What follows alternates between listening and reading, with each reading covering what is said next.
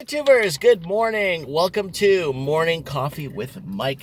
Thanks for joining me, everybody. I am on my way to go home and get my wallet. I forgot my wallet. I arrived here at the pharmacy so I could mail out a pile of stuff that I sold online, and I gotta go home. But it's only 2 miles, not even. So, no one fret. Is that how they say it? Anyways, speaking of Old English, or old wave speaking English, if you want to put it that way, I got an article that was sent to me. I read it. I took a gander through it, and it's the same broken horse and pony. Venezuela wants its gold from England. Venezuela now is suing England for its gold. Right? So no matter what England does, it's always going to claim it's doing the right thing for freedom and prosperity and all this other crap. And it's about 930 million euros. So that would be about $1 billion American. 930 million euros, roughly $1 billion American. Yeah, so Venezuela, it's for a country, doesn't seem like a lot in consideration to what all these countries are spending to prop their economies, right? And print their money off. Okay, fair enough. So now Venezuela is just saying, look, give us back our gold. It's our gold, right? Now, does England have to give back the gold? Of course they don't. Should they give back the gold? Sure. So they could set example to the rest of the world on how perfect they are, and how their system and their country is modeled through perfection, right? Did the British destabilize the Portuguese Empire because they refused to join the World Bank? Of course they did. Portuguese had a good thing going. Watch my last video. Good thing going for many years. And you know what? The Portuguese had more equality, less segregation, and bigger opportunities. But we don't want to talk about that, right?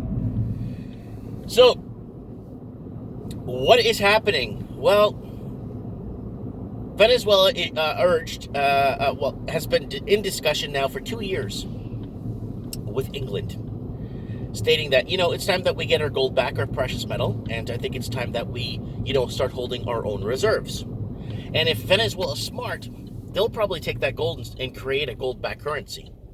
How much currency could they create?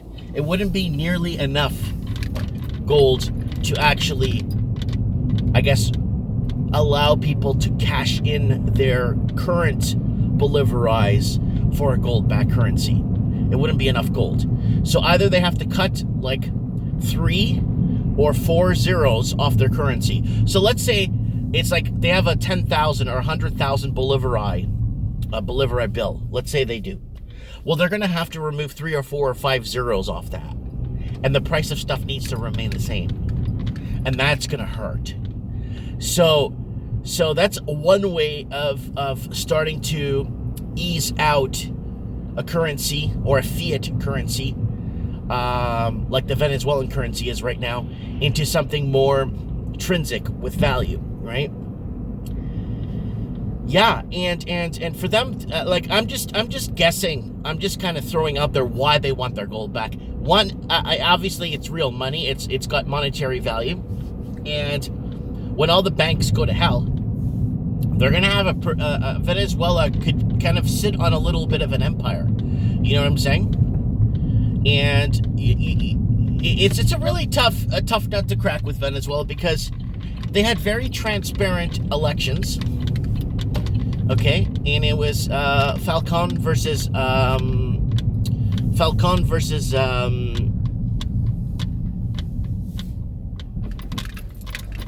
current president there. What's his name?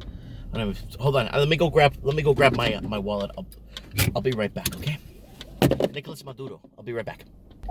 Yes, I'm back. Okay, so Nicolas Maduro and Falcon were the two majors on the pollsters, both opposing parties with the same agenda, very anti-American. So what happens? Maduro wins the election by 4 or 7 million votes in favor of him. Those protests that you see for Maduro in Venezuela are actually in favor of him, not against him. So that's kind of weird how they kind of flipped that. I don't know why the media would lie like that. That's a pretty bold lie to tell the rest of the world. But then the people in Venezuela could easily get on social media like this and tell people what's happening. So it was a very heavily observed, transparent, barometric election. It was observed by many countries, and it was 100% transparent. I'm not kidding.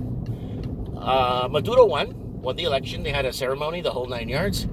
Everything was going, and then all the sanctioning started happening. And then some guy comes out of nowhere. His name is Guaido. Never ran, never on the pollsters, never had a ballot. They just showed up at his door and says, "You won as president. You were observed by America that you are president of Venezuela now." It's like, well, the people never voted at him in. Why would they? Well, there's a little bit of history on Guaido if you look him up. And you'll start to connecting the dots. I don't want my channel to be taken down, so I want to be as transparent. You guys do a bit of research on your end. Create, get the wisdom going. Okay? So that's that. So I kind of wanted to throw that out there in the mix. So, is Venezuela going to get their gold back? No. The only countries that I know in Europe that actually have physical gold reserves, I think, is Sweden and Portugal. I know Italy has some gold reserves, and on Wikipedia, they are ranked as having the biggest gold reserve on the planet. But the problem with that is a lot of it is under the Twin Towers. A lot of it is again, in America or in other parts of the world. But a lot of their gold reserves are in America. They made a bunch of videos showing the world how they have all these huge gold reserves and how they're building, gold wealth and stuff. Apparently, a lot of those videos were debunked. I did not know that. A lot of them were before a lot of the gold was shipped to America. A lot of it was made and then re-edited and stuff. And then that's weird, okay? And England, too, also made videos of their gold reserves. And a lot of it's been edited and scripted and all kinds of weird stuff. So Portugal does have gold reserves because Portugal had a gold-backed currency until they joined the Eurozone. They were forced into the Eurozone. So what happened was Portugal did have a gold-backed currency. Portugal, even the African countries that Portugal represented, had a gold-backed currency with the head bank in Lisbon.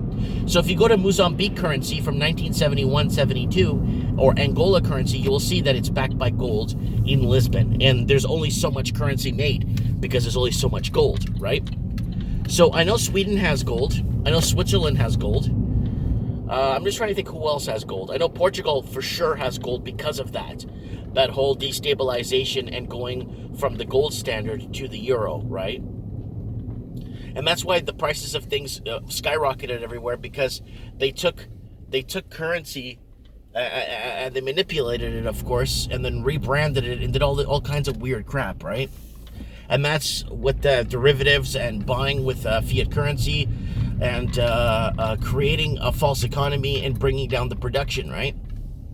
So anyways, I'm back.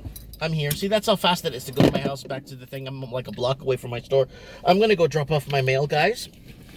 Now, let me know. Is Venezuela... the article's a day old. You can look it up. That Venezuela is suing England for its gold. Look it up. It's on file. It's on several news media outlets. Is Venezuela going to get their gold back? No. Should England give Venezuela its gold back? Of course. Why would England not give Venezuela back its gold? One, I think England has no gold to give back to Venezuela because it sold it off. And two, England wants to show the world the right thing to do and how a right country and an equally balanced economic and migration country that's open to the world, to show the rest of the world that it could stand up to bullies like Venezuela. And realistically, who's the bully in this situation? Let me know what you guys think in the comments below. Let me know what you guys feel about this, and add to the comments. And don't forget to subscribe to the channel, and don't forget to be part of Mike in the Night this Saturday live with Collins. Thank you.